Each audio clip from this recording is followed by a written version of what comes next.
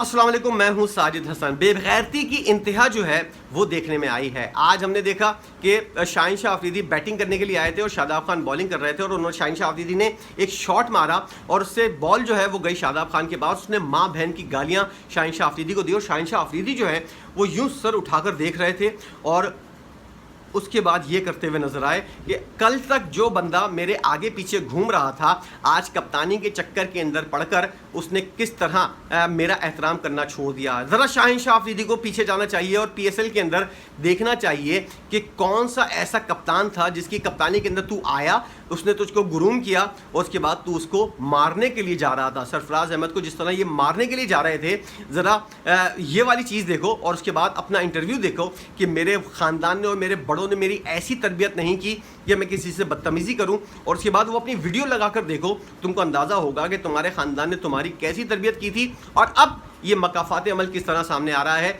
कल तक जो तुम अपने कप्तान के साथ कर रहे थे, जिस तरह की बदतमीज़ी और जिस तरह उसको मारने के लिए दौड़ रहे थे, आज वही चीज़ शादाब खान करता हुआ नजर आ रहा है। क्यों? क्योंकि शादाब खान के ससुर ने उनको बता दिया है कि तुम कप्तानी की अहलियत रखते हो। ये तमाम तो सूरत हाल जो है ये पहले नहीं थी। बाबर आजम को कप्तानी से हटाने का जब नजम सेठी के दौर के अंदर फैसला हुआ था, यही शाहीन शाह अफरीदी थे जो ट्विटर के ऊपर ट्वीट करते हुए नजर आते थे, बाबर आजम को कप्तानी से हटाने का सोचना भी मत। ये वाला ट्वीट शाहीन शाह अफरीदी करते हुए नजर आ रहे थे, बाबर आजम हमारा कप्तान है, इसको कप्तानी से हटाने का सोचना भी मत। और आज वही शाहीन शाह अफरीदी जो है, ये मकाफात अमल एक चंद दिनों के अंदर सब चीज़ें सामने आ जाती हैं। यही शादाब खान था जो बकवास करता था कि बाबर आजम जो है हमारा कप्तान है। अफगानिस्तान के खिलाफ रमज़ान के अंदर जो सीरीज़ थी, नजम सेठी ने उसको कप्तान बनाकर भेजा था। कुत्तों की तरह 3-0 से सीरीज़ हारने के बाद वापस आया था और वहाँ प्रेजेंटेशन के अंदर बोलता हुआ नज़र आ रहा था कि बाबर आजम हमारा कप्तान है, उसको कप्तान ही रहना है। मैं तो खाली पूरी का जो है वो कप्तान बनकर यहाँ आया था, कुत्तों की तरह हारा और वापस चला गया। उसके बाद अब उनको उनके ससुर ने बताया है कि बाबर आजम नहीं, तू खुद कप्तान बनने का अहल है, तू अपने तौर पर कप्तान बनने की तैयारी कर। तब जाकर उनको अकल आई और आज वो बाबर आजम की कप्तानी के खिलाफ अपने आप को जो है आमने सामने पेश करते हुए नजर आते हैं। शाहीन शाह अफरीदी से नफरत भी, और बाबर आजम के ग्रुप में तो ये था ही पहले, इसलिए ये शाहीन शाह अफरीदी से पहले भी नफरत करता था। इसलिए अब जो है अपने ससुर को के समझाने के ऊपर जो है वो आए हैं। इनके ससुर भी एक बड़े ड्रामेबाज हैं। उन्होंने वर्ल्ड कप के अंदर, ना ही किसी कप के अंदर, किसी टूर्नामेंट के अंदर कोई कारकर्दगी नहीं दिखाई। उन्होंने कोई ऐसी कारकर्दगी नहीं दिखाई जिसकी वजह से पाकिस्तान जीते। लेकिन बायलैटरल सीरीज और जो गैर अहम मैचेस होते थे उसके अंदर ये हैट्रिक करते हुए नजर आते थे, ये बॉलिंग अच्छी करते हुए नजर आते थे। कुछ एक आध मैच था जो इन्होंने आखिरी वक्तों में वकार यूनिस के साथ ऑस्ट्रेलिया के अंदर जितवा दिया, वो भी कोई गैर अहम मैच था इंडिया के खिलाफ। लेकिन आज तक कभी भी सकलैन मुश्ताक ने अहम मैचेस के अंदर पाकिस्तान के खिलाफ ऐसी कारकर्दगी, पाकिस्तान के लिए ऐसी कारकर्दगी नहीं दिखाई जिससे याद रखा जाए कि हाँ, सकलैन मुश्ताक ने इस बड़े मैच के अंदर जो है परफॉर्म किया था। हमेशा गैर ज़रूरी और गैर अहम बायलैटरल सीरीज़ के अंदर या फिर टूर्नामेंट के अंदर ऐसे मैचेस जिनकी कोई ज़रूरत नहीं थी, जिनका हारना और जीतना कोई मानी नहीं रखता था, उसके अंदर ये खूब विकेटें लेते हुए नजर आते थे। अब आकर जो है चैंपियंस कप के अंदर क्या करते हैं, पाकिस्तान का झंडा लेकर आते हैं सकलैन मुश्ताक साहब और जज्बात के अंदर आकर जो है वो गाड़ते हुए नजर आते हैं और खिलाड़ियों को बताते हैं, पाकिस्तानियत का दर्स देते हुए नजर आते हैं। खुद सारी ज़िंदगी जो है जब से पाकिस्तान की क्रिकेट से रिटायरमेंट किया है, फ़रंगियों के साथ, अंग्रेज़ों के साथ बैठकर जो है उनसे पैसे कमा रहे हैं, उनकी क्रिकेट दुरुस्त करते हुए नजर आ रहे हैं। और यहाँ जब पाकिस्तान आते हैं सिर्फ इसलिए आते हैं कि उनको डॉलर मिले, तब मैं आऊँगा, वरना मैं इंग्लैंड के अंदर ही रहूँगा।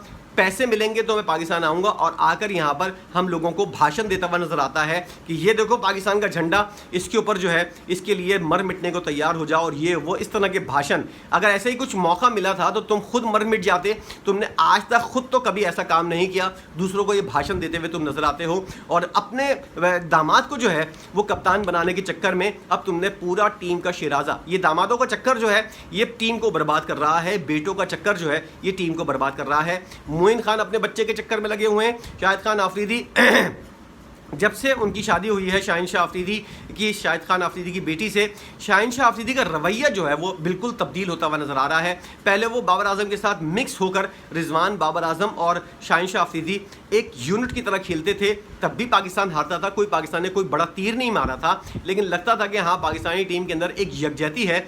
अब वो भी नज़र नहीं आ रही और ये सारे मिलकर अब फैसला करेंगे कि पाकिस्तानी क्रिकेट क्यों मुर्दा हुई है और इसको ज़िंदा कैसे किया जा सकता है। जिन लोगों ने क्रिकेट को बर्बाद किया अब वो गैरी क्रिस्टन के साथ बैठेंगे और ये वाला फैसला करेंगे, इस बात को जांचने की कोशिश करेंगे कि पाकिस्तान की क्रिकेट बर्बाद कैसे हुई, इसको ज़िंदा कैसे करना चाहिए। शादाब खान आज गालियां देता हुआ नज़र आ रहा है और शाहीन शाह अफरीदी उसका मुंह देखता हुआ नज़र आ रहा है।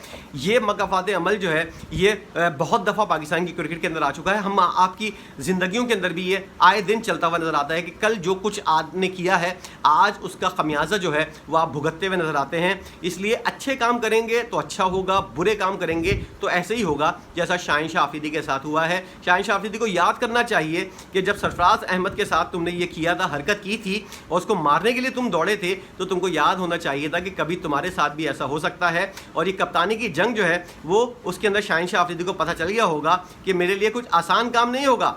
बाबर आजम से अगर मैं कप्तान बन गया तो मुझे बाबर आजम से रन्स के लिए बात करनी पड़ेगी, मुझे रिजवान से बात करनी पड़ेगी, इफ्तिखार अहमद अगर टीम के अंदर हुआ उससे भी बात करनी पड़ेगी, और अगर ये नमूना शादाब खान हुआ इससे भी मुझे बात करनी पड़ेगी। और खिलाड़ियों को कैसे परफॉर्म करने का, क्योंकि जब तुम खुद दूसरे कप्तान की कप्तानी के अंदर परफॉर्म नहीं करते तो तुम कैसे सोच सकते हो कि तुम्हारे साथ जो खिलाड़ी हैं वो मुखलिस तरीके से चलते हुए परफॉर्म करते हुए नजर आएंगे।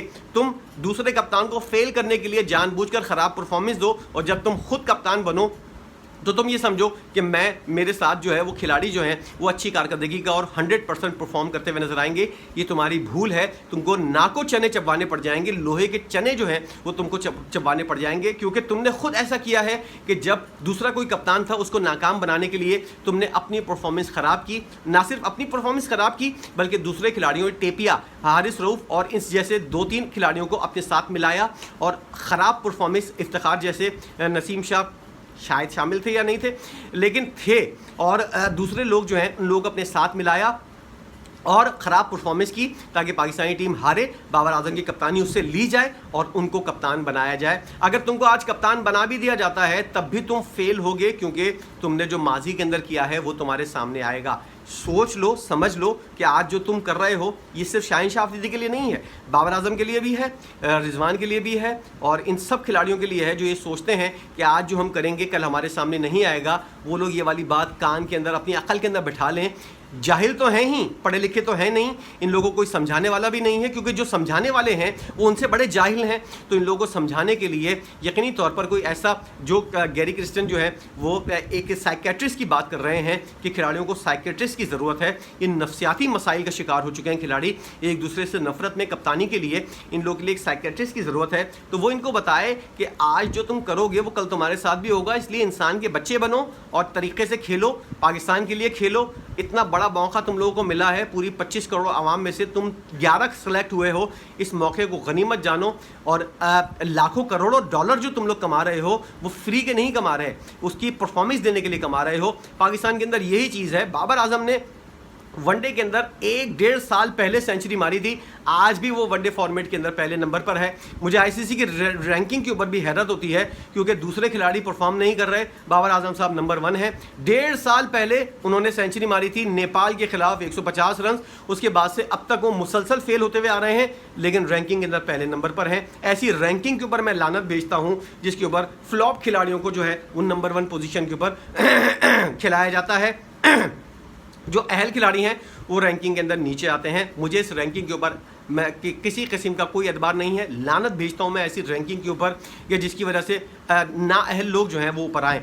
इस तमाम सूरत हाल के ऊपर मकाफात अमल जो शाहीन शाह अफरीदी के साथ हुआ है और जो शादाब खान के साथ आने वाले दिनों के अंदर होगा, आपकी अपनी क्या राय है, आप इस बारे में क्या सोचते हैं, ज़रूर बताइएगा। वीडियो देखने का बहुत शुक्रिया।